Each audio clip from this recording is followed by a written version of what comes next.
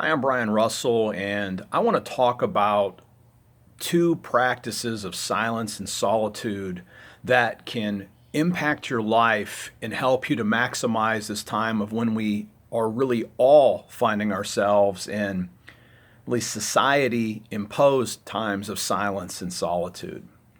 Practices of silence and solitude find their roots in contemplative spiritual context. I'm a Christian, and so for the past decade, I've been experimenting with practices of silence and solitude, and I found them literally to be life giving. And as I've observed what's been going on in the world, where we're now in self isolation, we're bunkered in our homes with family or friends. If some folks are living alone, business owners were trying to lead teams remotely, or we've had to let people go.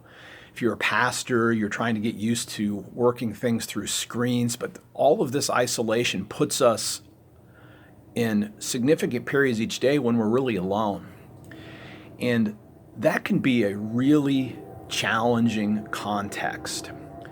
But the good news is there's some millennia old practices that if you add them to your life, not only will they help you to thrive now, but they're going to prime you for the spring that's going to come again. Now, I'm not promising quick fixes because I've been doing these things for almost 10 years now. But I can say if you adopt these practices now during the season of winter that we find ourselves in, you'll add new muscles from the inside that will prime you for the opportunities that are going to come someday and help you to have the strength, the inner strength and the inner peace to face challenges and obstacles that we are facing now, and that, again, anybody that's lived long enough know that part of life is overcoming challenges and obstacles. And ironically, practices of silence and solitude are critical for learning how to move through that because we learn to lead ourselves. The two practices that I use, and again, these are rooted in my Christian tradition, is a journaling practice. And that journaling practice is pretty straightforward. Every morning I write down 3 or 5 things that I'm grateful for. And I try to put a lot of feeling into that so I can really feel gratitude, because that's a wonderful way to wake up, to realize that in the moment I can be grateful for what is. And then I try to be very attentive to what I feel like on the inside. Is there something that's bothering me? Can I feel obstacles? And obviously right now there's a lot of anxiety and fear about the economy, about personal economics, losing jobs. I mean, we can all name those things. So that stuff like that, I'm going to write that down in my journal. What's bothering me? Because those things are, whether we know it or not, they're clogging up our insides, and a good journaling practice lets you unclog by naming things. What are your pain points? Are you struggling in your relationships? What are you afraid of? All that stuff is in my journals.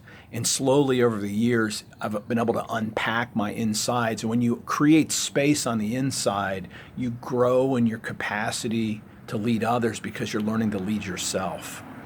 Then the third thing I do every morning is I write down, what do I need to do today so that at the end of the day, I will have felt really good about my progress. So gratitude, a real inner reflection of my pain, obstacles, and challenges, and what do I need to do to make today a good day? Then at the end of the day, I pull the journal back out and I write down 3 things that went really, really well. So that's the journaling practice, and I found that transformative. The other practice I do, and I suggest that everybody adopts, is some type of a meditation practice.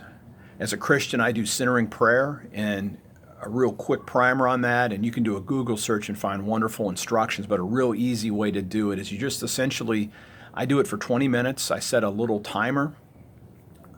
I close my eyes and I sit in silence, and whenever I find myself lost in a thought or an image or a feeling, which is going to be most of the time, I use a prayer word. I use Jesus, myself. You can use love or peace. And that allows me to break up that thought chain and just have an inner pauses. And flexing that muscle of learning to just release yourself, your thoughts, and surrender those to God, that builds up muscles too that allows you again to grow in self-awareness, to be less reactive to things that come up in the day, to be able to be more present, to ground you. And you learn to essentially thrive in silence and solitude. Journaling, centering prayer, journaling, meditation practices. These are two critical things that I encourage you to experiment with if you've never done these before. This will make your experience of social isolation, social distancing, a time where we kind of get to live like monks again. So when spring comes on the inside, we will have built up strength that will let us prepare for the harvest that will come again too. Again, the best time to have planted a shade tree was 20 years ago, but the next best time is today. I'd love to hear about it. If you have any questions, if I can be of any service to you, I'd love to have a conversation or hear about it in the comments. I'm Brian Russell. Thanks for listening. Have a wonderful day.